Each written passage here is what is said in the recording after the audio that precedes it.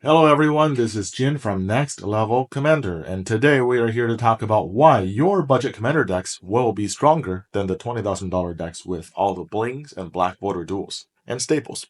And no, we're not talking about politics and threat assessment today, although that is definitely a part of the equation. The idea for this video stemmed from a conversation I had with my friend Jimmy. Jimmy was excited about the new Final Fantasy spoilers, but not the prices.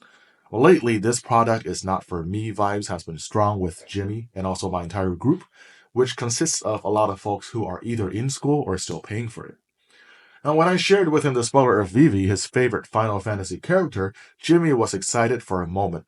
But then he remarked, is it spells? It's expensive, isn't it? Yes, it can be. You open up the EDH rec page and it gives you the Storm build with expensive enablers like Jessica's Will and interaction like Fierce Guardianship. As Magic players, it's natural for us to associate price with power level, and we strive to get these quote-unquote most powerful cards for our decks, thus further increasing the prices and solidifying their stable status. I mean, thousands of people are playing it, it must be good, right? Now this echo chamber, feedback loop, whatever you want to call it, does greatly reduce the need for exploration and contemplation in our format, for better or for worse. Now, I'm not saying that these staple cards are not good. No. I mean, these staples will perform well whether your commander is Vivi, Mizzix, or Sliver Overlord. But just because they are the most generically powerful choices across the format doesn't mean they are actually the best card for your commander. Not always.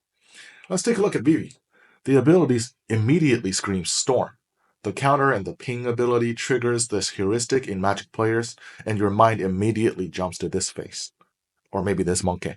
But being financially responsible like Jimmy, he has to explore other options. After a closer look, it's not hard to see that the ability we should be building around is actually the first one. Mana equals power. Titan Strength nets you 4 mana, 3 from the spell, 1 from the +1 counter. Brute Force is another 4. Monstrous Rage gives you 4 more and you get to do some role-playing. Now throw an Unleash Fury in there and the sky is the limit. Heck, if you can't find enough palm spells in red, we can also sprinkle in some blue ones, like Behind the Mask, 1 mana +5/+4, or Fleeting Reflection for potentially a lot of power. But don't play too many of the blue ones because they don't stack well with each other. And now you find yourself sitting with 10 blue mana on turn 4. What do we do with that? Poll from tomorrow, Blue Sun Zenith, Mind Spring. Okay, it is still turn 4, and now we have 10 cards in hand and a 12 power commander. So, how do we win? Oh yeah, we can just attack. And throw in some protection spells and counter spells, mostly to keep Vivi around, and we have the deck. Vivi Voltron costs a little more than a precon, but the process of building it, actually thinking through what makes Vivi unique, led to a more synergistic and satisfying deck. Being on a budget really forces us to think deeper about a commander and card selection. Meanwhile, I find a lot of players with slightly bigger budgets, myself included, to simply toss in the most popular card choices and be satisfied with them, because I mean, they're good cards.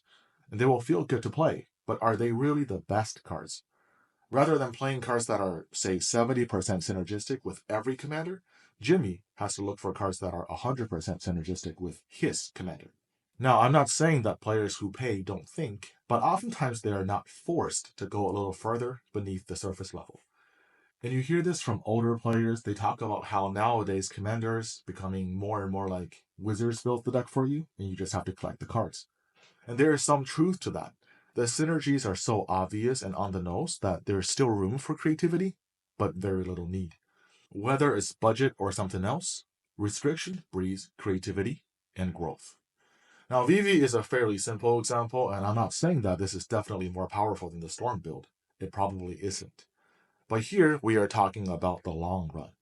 The thinking, digging, and testing more unique strategies will give you a much deeper understanding of the format and its dynamics. What cards work, and more importantly, why do they work? Let's take a look at another example, which is my friend Jack's Derevi deck. Now, if you open EDH Rec of Derevi, immediately you see the likes of Voice of Victory, Birds of Paradise, Bloom Tender, Esper Sentinel. You're at close to $100 before you even cast Derevi. And these are not bad cards by any means. But looking at Derevi, it's a really powerful card, and these commanders tend to reward playing bad cards with 100% synergy more than good cards with 70% synergy. Jack's deck had raised the alarm Saproling migration. cloning around, join the dance. Heck, even the early days, he had a fencing ace just to get the double untap trigger. With these extremely low to the ground token makers, he's able to throw in cheap enchantments like Fertile Ground and Wild Growth and generate a lot of mana, but only during combat. He used that mana to cast instant speed draw spells like Thirst for Knowledge and Jace's Ingenuity, or even a large Pull from Tomorrow. This mana and card advantage snowballs into more tokens and more mana, which quickly overwhelms everyone with pump spells like Vitalizing Wind or a well-timed Mirror Weave. Seriously, the snowballing is insane. I've seen him Alchemist Refuge into Approach of the Second Sun, into Draw 7, and Approach again, all during combat on turn 6.